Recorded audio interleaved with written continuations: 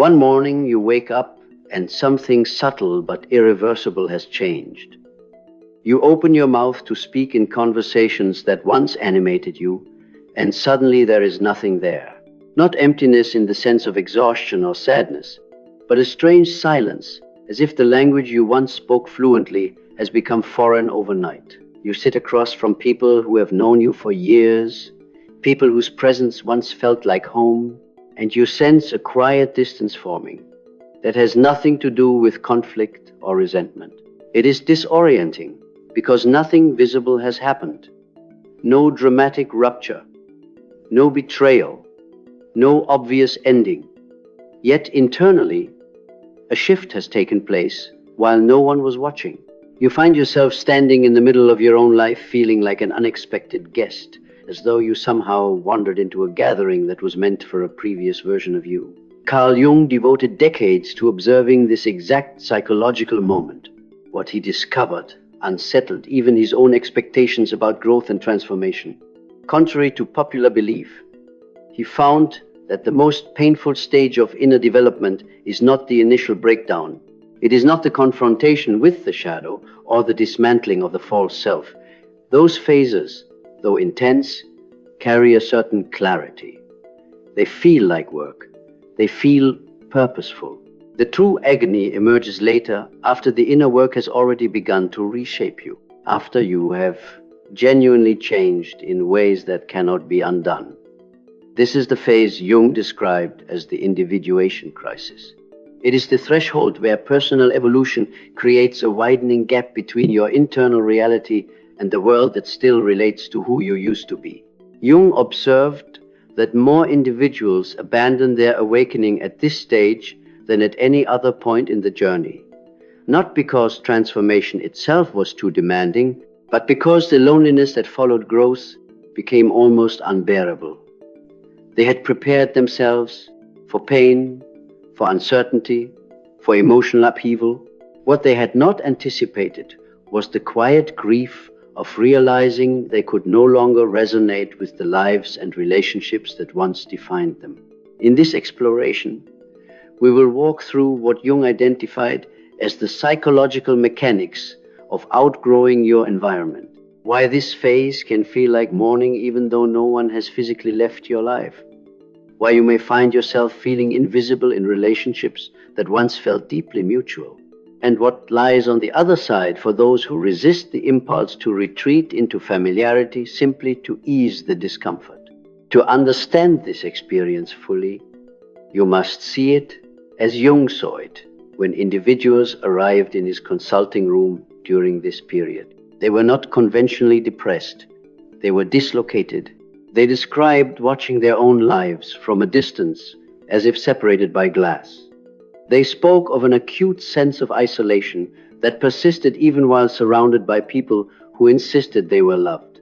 When Jung examined these cases closely, he realized something profoundly paradoxical. These individuals had not lost connection with others in the ordinary sense. Instead, they had begun forming a deeper connection with themselves, and that emerging self-relationship was quietly dissolving the relational patterns that could only survive while they remained unconscious. As this inner connection strengthens, the architecture of your external life begins to feel strangely unstable. The friendships that once felt effortless now seem to revolve around conversations that no longer nourish you. Dynamics that were held together by shared complaints or unspoken agreements start to lose their cohesion. Romantic bonds that depended on mutual dependency begin to feel restrictive, even suffocating, as though the very air in the relationship has grown thinner. What makes this phase so confusing is that, on the surface, nothing appears to have changed. The same people still call. The same routines still exist. The same environments still welcome you. Yet, internally, a recalibration has occurred. The emotional and psychological coordinates by which you once navigated your world have shifted. And in that shift, a gap emerges, subtle at first, but increasingly impossible to ignore. Jung described the beginning of this experience as what he called the death of resonance. Before the awakening process, resonance happens almost automatically. You share the same assumptions about what matters, the same emotional reactions to events, the same conversational rhythms. You bond through common wounds, mutual frustrations, or familiar patterns of avoidance. This resonance feels like intimacy because it creates a sense of belonging. It reassures you that you are not alone in your way of perceiving reality. Then the work begins. You turn inward. You confront aspects of yourself you previously avoided. You allow fragmented parts of your psyche to surface and integrate. Gradually, your inner landscape becomes more coherent. And somewhere in that quiet reconstruction, your energetic frequency begins to change. Not in a dramatic or theatrical way, but in subtle increments that accumulate over time. It is similar to a radio signal drifting out of range. The connection does not disappear instantly. It fades. Static replaces clarity. Familiar voices begin to sound distant. One of the earliest signs of this fading resonance appears in conversation. You find yourself listening to stories you have heard many times before. The recurring complaint about a job that feels meaningless, the repetitive cycle of relational disappointment, the ongoing narrative of dissatisfaction that never seems to evolve. Previously, you engaged in these exchanges with empathy and participation. Now you experience a quiet sense of detachment. Not judgment, not cruelty, simply the recognition that you have moved into a psychological space that others around you have not yet entered. This realization often produces confusion because your care for these individuals remains intact. Love does not vanish. Affection does not suddenly dissolve. What disappears is the unconscious alignment that once allowed you to inhabit the same emotional terrain. Without resonance, love can feel like holding something fragile while standing on opposite edges of a widening canyon. You still reach toward one another, but the distance is undeniable. Jung noted that individuals in this phase frequently report guilt as their most dominant emotion. It is not sadness or anger that troubles them most, but a persistent sense of responsibility for the growing separation. Cultural conditioning reinforces the belief that loyalty means staying psychologically close to those who have been part of your journey. Growth is often imagined as something that should deepen connection, not create distance. So when personal evolution leads to dissonance rather than harmony, the natural conclusion becomes self-criticism. People begin to question whether they have become cold, detached, or spiritually arrogant. They worry that their transformation has rendered them inaccessible or difficult to relate to. They interpret the discomfort in their relationships as evidence that something has gone wrong within them. Jung was emphatic in challenging this interpretation. He observed that guilt about outgrowing familiar dynamics is frequently the ego's final strategy for preserving the status quo. This guilt often disguises itself as compassion or humility. It whispers that genuine kindness requires you to remain available to everyone in the same way you once were. It suggests that maturity should make you endlessly accommodating, capable of sustaining every relational pattern, regardless of how much you have changed internally. Beneath this moral language, however, Jung detected a deeper psychological fear. The fear that fully inhabiting your authentic self will result in profound abandonment. There is a terror in realizing that the version of you that once ensured belonging may no longer exist. The mind begins to imagine a future defined by isolation, by being perceived as too complex or too inconvenient for the people you love. In response, the psyche may attempt to negotiate a return to familiarity. It proposes a subtle compromise. Diminish your awareness, soften your clarity, pretend that your transformation has not fundamentally altered your needs or perceptions. At least then, it promises you will not be alone. Yet, Jung also documented the consequences for those who accepted this compromise. Many did return to their previous roles. They resumed performing the emotional scripts that once secured connection. They silenced insights that threatened relational stability. And over time, this self-betrayal manifested in ways that were far more destructive than the loneliness they initially feared. Depression, chronic anxiety, and psychosomatic illness often emerged as the psyche protested the demand to ignore its own evolution. Once clarity has been experienced, deliberately choosing blindness becomes a profound internal conflict. The rage that surfaces in such situations is often misdirected because its true source is difficult to acknowledge. Individuals may believe they are frustrated with partners, families, or social environments, when in reality they are grieving the loss of their own authenticity. They sense, often unconsciously, that they have chosen belonging at the expense of truth. At this point in his work, Jung began to articulate a framework that could help individuals navigate the complexity of outgrowing their environment. He observed that 4 distinct psychological processes tend to unfold simultaneously during this stage. Understanding these processes, he believed, was essential for moving through the individuation crisis without becoming overwhelmed by it. The first of these processes involves the withdrawal of projections. Prior to awakening, much of what you perceive in others is shaped by unconscious aspects of yourself that have been externalized. You may attribute your own unrealized potential to a friend who never fully pursues their aspirations. You might project a sense of safety onto family members whose support is contingent upon your compliance with established roles. You may even place your longing for emotional depth onto partners who engage primarily at a superficial level. These projections serve a psychological function. They allow you to distribute parts of your identity across your relational network, creating bonds that feel meaningful because they mirror internal needs. When individuation begins, however, you gradually reclaim these disowned aspects of yourself. As you integrate your potential, cultivate your own stability, and deepen your emotional awareness, the projections that once sustained attachment begin to dissolve. The resulting clarity can be profoundly disorienting. People who once seemed to embody qualities you admired may now appear simply human, with limitations you had not previously recognized.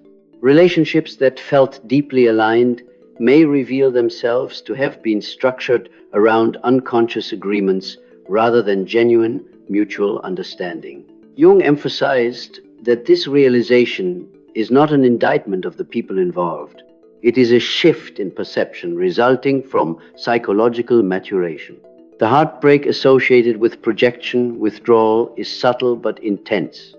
It resembles discovering that a structure you relied upon for security was never as stable as you believed. There is no dramatic collapse, only a gradual recognition that what you thought you were standing on was partly an illusion. This recognition marks a necessary step in individuation, but it also initiates a mourning process that many individuals struggle to articulate. As projections recede, reality becomes more visible. You begin to encounter others as they are, rather than as symbolic containers for your unmet needs. This encounter can feel both liberating and destabilizing. It removes the comforting narratives that once organized your relationships and replaces them with a more nuanced, sometimes less reassuring, understanding of human complexity. It is at this juncture that the second psychological process begins to assert itself, a phenomenon Jung described in terms that modern language might interpret as energetic incompatibility. Inner development does not merely alter cognitive perspectives.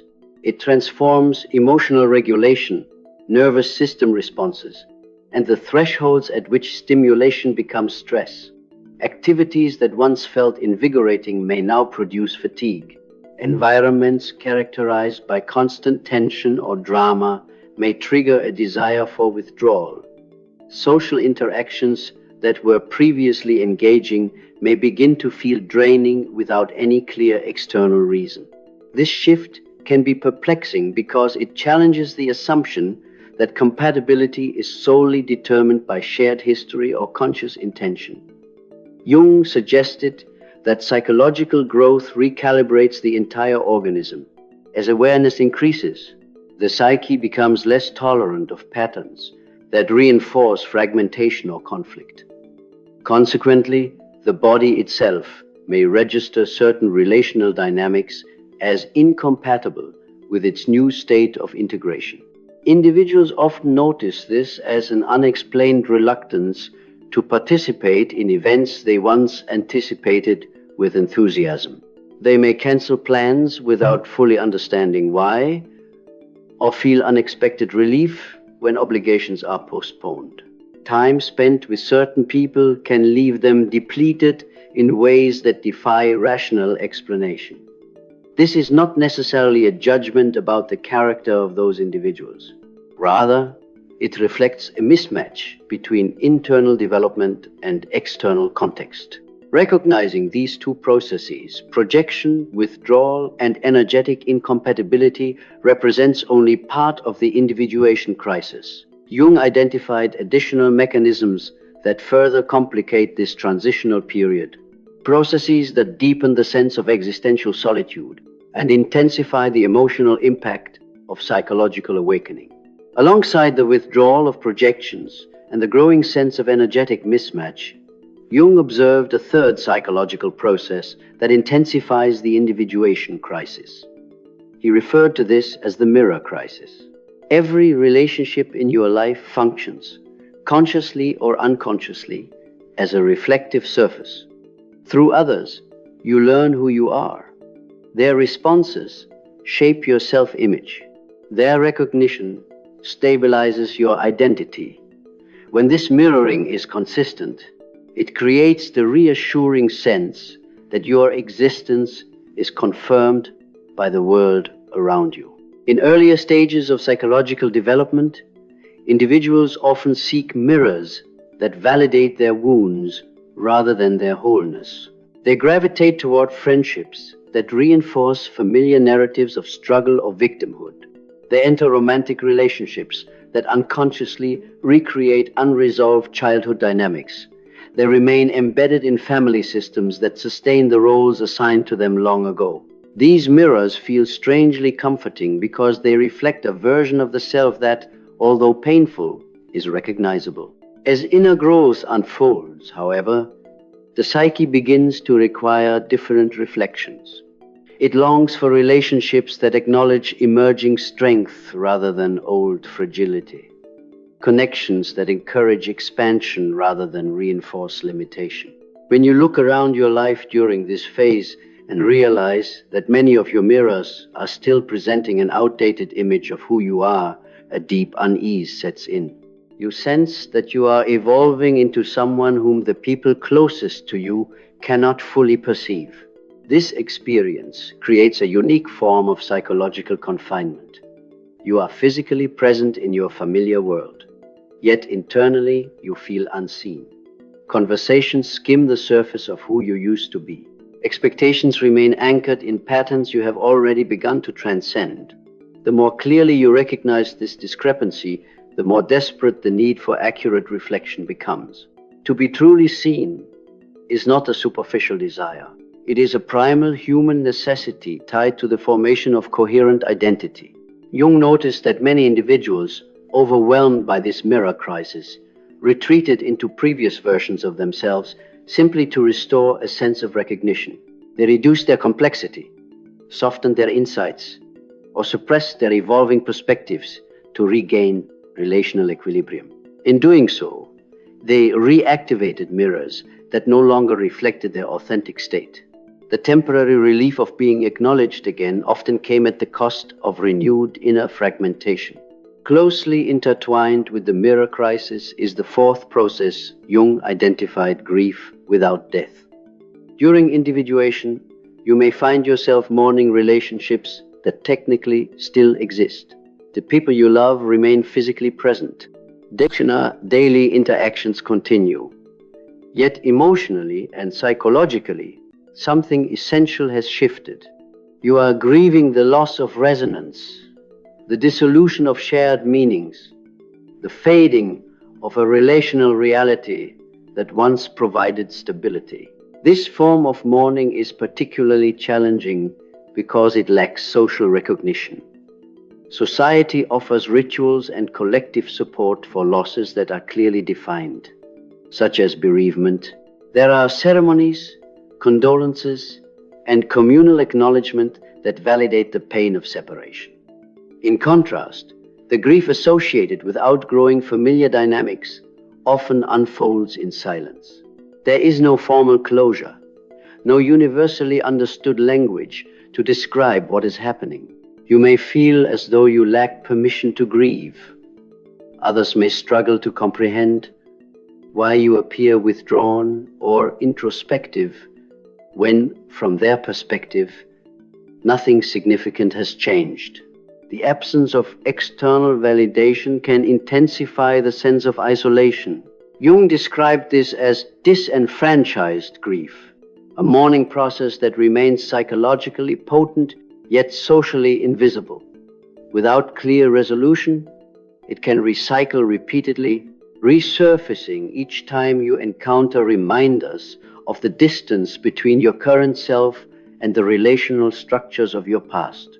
When these four processes converge, projection, withdrawal, energetic incompatibility, the mirror crisis, and grief without death, they generate an experience that individuals consistently describe with the same word, alone. This aloneness differs fundamentally from ordinary loneliness. It is not merely the desire for companionship. It is an existential realization that the internal transformation you are undergoing cannot be fully shared or explained to those who have not walked a similar path. You may find yourself surrounded by people who genuinely care for you, yet feel profoundly disconnected from their understanding of who you are becoming. It can feel as though you are carrying the weight of an invisible metamorphosis without witnesses. Roles that once defined your sense of purpose begin to dissolve. External sources of identity, professional labels, family expectations, social affiliations lose their former solidity. In their place emerges an unfamiliar psychological terrain where the only reliable reference point is your own inner experience. Jung emphasized that this stripping away of external definition serves a crucial function in the individuation process.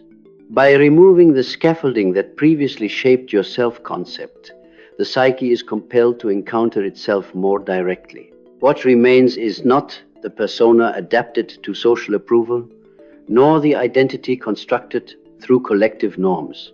Instead, you are confronted with a more elemental sense of being a self that exists independently of validation or recognition. This confrontation can be both liberating and terrifying.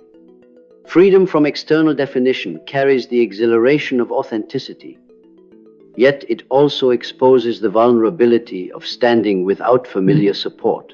Jung described individuation as the movement toward becoming undivided within oneself, a state in which internal conflicts are gradually integrated into a more coherent whole. Achieving such wholeness, however, requires relinquishing the comfort of belonging that accompanies conformity to established patterns. The psychological cost of this transition can feel steep. You may lose the effortless camaraderie of shared unconsciousness, the ease of blending into environments where expectations are clearly defined. The security derived from predictable relational roles diminishes. In its place arises a deeper but less immediately reassuring stability. The knowledge that your sense of self is no longer contingent upon external approval. For those who endure this phase without retreating into former identities, Jung documented the gradual emergence of what he termed sovereign presence. This quality does not manifest as grandiosity or emotional detachment. Rather, it reflects a grounded capacity to inhabit one's authentic nature without excessive self-justification. Individuals begin to relate to others from a place of internal clarity rather than unconscious need. As sovereign presence develops, the compulsion to seek constant reflection diminishes. The individual becomes capable of self-recognition that does not depend on mirroring from every relationship. Interactions become less performative, more attuned to genuine mutuality. There is less urgency to maintain compatibility at the expense of integrity. Emotional energy that was previously invested in sustaining outdated dynamics is redirected toward cultivating relationships aligned with emerging values. Jung also noted that this transformation often precedes the appearance of new connections. These relationships differ qualitatively from earlier ones. They tend to be quieter, less entangled in dramatic cycles of conflict or dependency. They arise between individuals who have engaged in their own processes of self-examination and integration. Mutual understanding develops not from shared wounds alone, but from shared commitment to psychological growth. Such connections can feel unexpectedly stabilizing because they resonate with the individual's current state of development. There is less need for explanation, less pressure to conform to historical roles. The interaction itself becomes a form of recognition, not of who one used to be, but of who one is becoming. Jung cautioned, however, that the timing of these encounters cannot be forced. The interval between releasing familiar relational structures and forming new ones often unfolds as a period of profound uncertainty. He described this interval metaphorically as a wilderness. In this terrain, there are no clear maps, no reliable assurances about duration or outcome. The psyche may oscillate between confidence in its direction and longing for the predictability of the past. Attachment patterns can reactivate, intensifying fears of abandonment or irrelevance.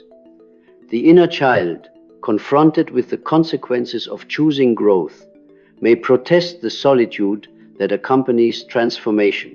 During this wilderness phase, the temptation to return to previous identities can become especially strong. The mind seeks relief from ambiguity. It imagines that retreating into familiar roles will restore equilibrium. Yet Jung observed that genuine regression becomes increasingly difficult once awareness has expanded. The individual cannot fully unlearn what has been discovered about the self. Attempts to do so often result in deeper internal conflict. Understanding the wilderness as a transitional space rather than a sign of failure can help individuals tolerate its challenges. It represents the interval between relinquishing one psychological structure and consolidating another. The absence of external confirmation during this time does not indicate that growth has ceased. On the contrary, it often signals that transformation is occurring at levels that are not immediately visible. Jung emphasized that those who navigate this phase successfully do not necessarily do so through extraordinary strength. Rather, they cultivate honesty and openness to acknowledging grief, fear, and longing without allowing these emotions to dictate a return to unconscious patterns. They permit themselves to miss aspects of their previous lives while recognizing that authentic development renders complete return impossible. Through sustained engagement with this inner process, the individual gradually integrates the experiences of loss and renewal into a more resilient psychological structure. The aloneness that once felt devastating begins to reveal itself as a formative stage in the emergence of a more self-determined identity. What initially appears as abandonment by the familiar world can ultimately be understood as an invitation to establish a deeper, more enduring relationship with oneself. Jung ultimately came to view this phase not as a tragic side effect of growth, but as an essential passage into psychological maturity. The aloneness that feels so destabilizing is not evidence that something has gone wrong. It is the psyche reorganizing itself around a deeper center of gravity. Every role that once defined you begins to loosen its grip so that something more authentic can take shape. In this space, You are invited to encounter yourself without distraction, without the familiar echoes of approval or expectation, without the comforting illusion that identity can be maintained through performance. What remains is often raw and uncertain, yet profoundly real. It is the first experience of standing in your own wholeness without needing confirmation from the world around you. Jung observed that individuals who endure this threshold gradually discover an unexpected shift. The fear of being unseen begins to lose its intensity, not because others suddenly change, but because the internal relationship becomes more stable. You begin to trust your own perception. You become less dependent on constant resonance to feel secure. The silence that once felt like abandonment begins to resemble spaciousness, a field in which new forms of connection can eventually emerge. This does not mean the grief disappears entirely. There are moments when memories of former closeness resurface with surprising force. Times when the simplicity of fitting in seems deeply appealing.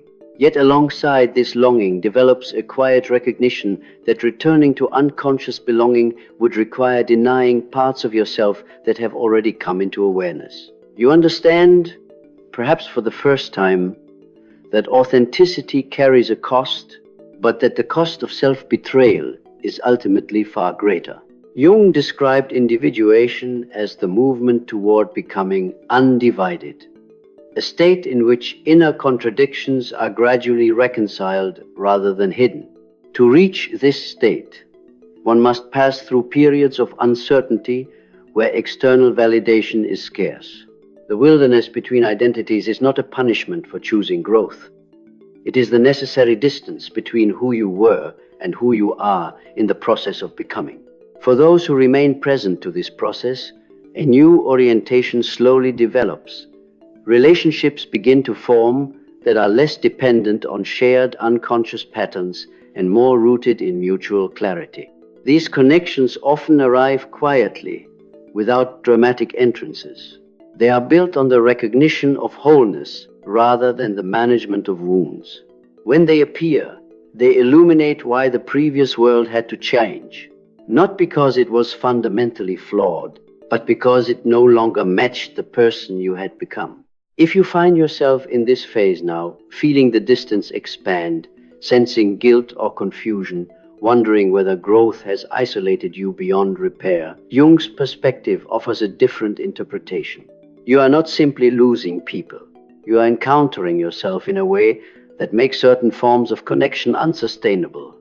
The loneliness is real. The grief is real. The uncertainty about where you belong may feel overwhelming. Yet these experiences are also signs that your inner life is reorganizing around a more truthful foundation. Awakening is often portrayed as illumination, as sudden clarity or transcendent insight. Jung's work reminds us that it is also a quiet, demanding process that unfolds in ordinary moments, in conversations that no longer resonate, in relationships that subtly shift, in evenings spent questioning whether transformation was worth its price. It is in these understated spaces that individuation takes root. Over time, what once felt like devastating separation can reveal itself as the first honest alignment you have experienced in years. The world you knew did not collapse because you failed. It changed because you outgrew its structure. Growth, after all, is not betrayal. It is the natural movement of a living psyche toward greater coherence. And somewhere ahead, beyond the wilderness of uncertainty, there are others walking similar paths. When your journeys intersect, recognition will not require explanation. It will arise from the shared understanding that becoming whole often begins with the courage to stand alone.